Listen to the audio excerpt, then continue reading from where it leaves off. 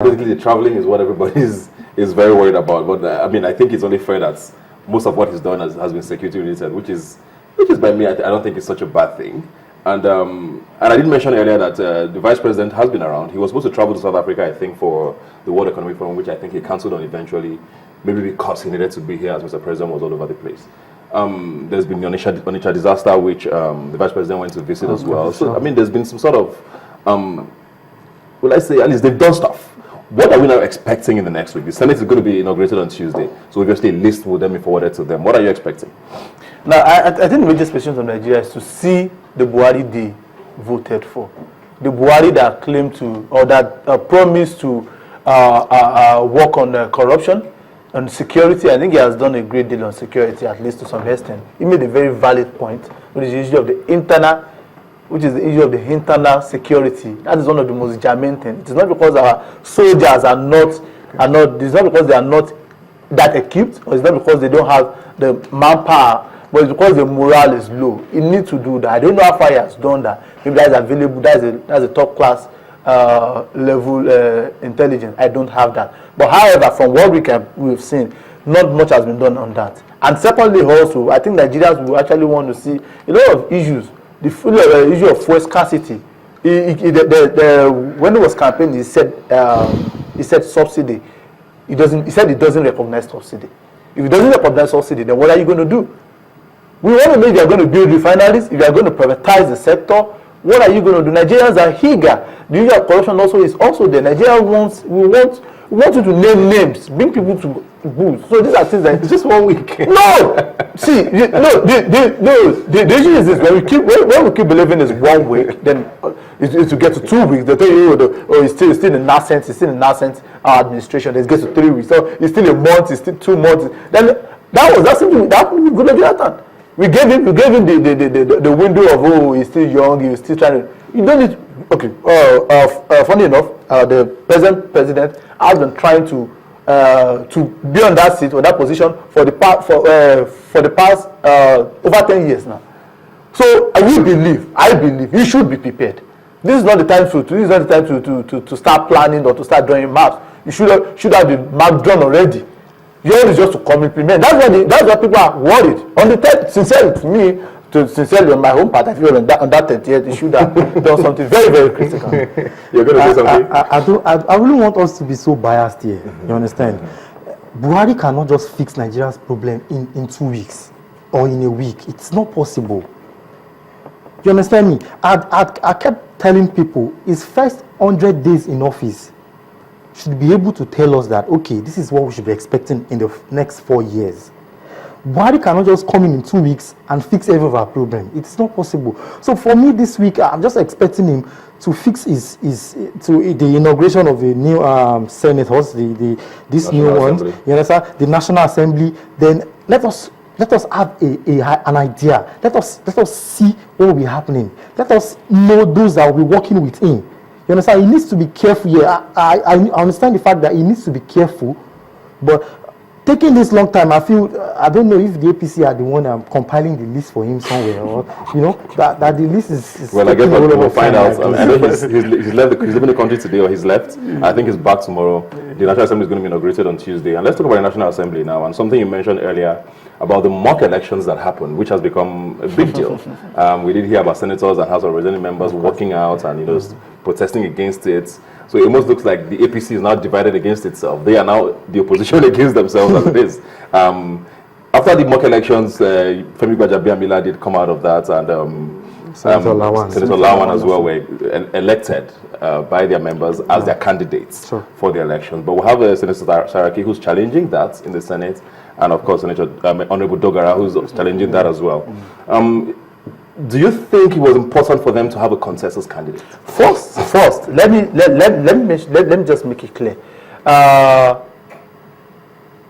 For the party to create a kind of mock primary, I think it's important. That is one of the failures of the PDP. That is why PDP crumbled. I think the people the brain behind that initiative, I think they've done a great deal. They tried to salvage. Now the process, probably now we are now questioning the process. Some people are talking about the legality there is no law on it.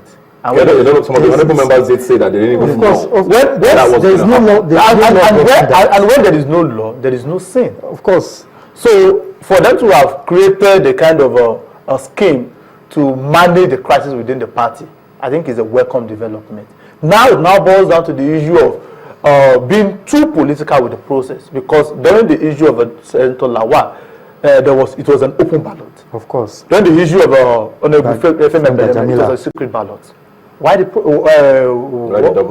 double standard? So these are issues, these are germane issues that we should have, and I think it shows that there are forces within the APC who feel that their candidate who are trying to impose on the party. It is not. I mean, that's a party issue. That is a party issue. They should deal with it, because, like we said, like there's a general saying that if when two birds that are of different parents, when they come together, of course they're going to have issues, but they should be able to work and to work around the issues. Yeah. It's going to be very interesting Tuesday, I think, in the National Assembly with Senator Lawan, for example. I think he won with 36 votes or something like that. 33. About 33. 33, yeah. But we know that the Senate has 109 senators. So there's PDP members and other APC members who are still there to contend with the main election if Senator Saraki is still going to stand. With the House of Representatives as well, I think Bajabiya Mila won with about 160, and we'll have 360 members of the House. So Tuesday, if both members are still going to slug it out, what do you think is going to happen? Do you think they have it, these APC candidates that have been put out now? Just like he said earlier, it's not, there's no constitutional law covering the mock candidature, which APC did. For me, it is left for the 300 over 300 members in the lower chamber and the 109 members in the upper chamber to decide at the end of the day who is going to lead the two chambers. So irrespective of whatever happened, we definitely know APC has the much. It is so glaring. Let's not spot ourselves here. You understand? Let's not deceive ourselves here. It's not about we trying to shade off. Let's call a spade a spade. It is definitely sure that an APC candidate will be the Senate president and the speaker. I love to be sincere. I don't like waving or being. Okay, let's be sincere now, since you like to be sincere. Yes. Who do you think is going to win? Lawan, of course, because that is for the Senate House. Lawan, definitely the party supporting. You understand? So definitely. Then for the lower chambers, we have Femi Gbajamila. So it's a sealed deal. So you think they're both going to get it? No, do you agree? I don't. I totally disagree. maybe because of I'm a physical scientist, so there's a lot of dynamics. To me, when you just made mention of, it's so surprising. I can't. You cannot base this.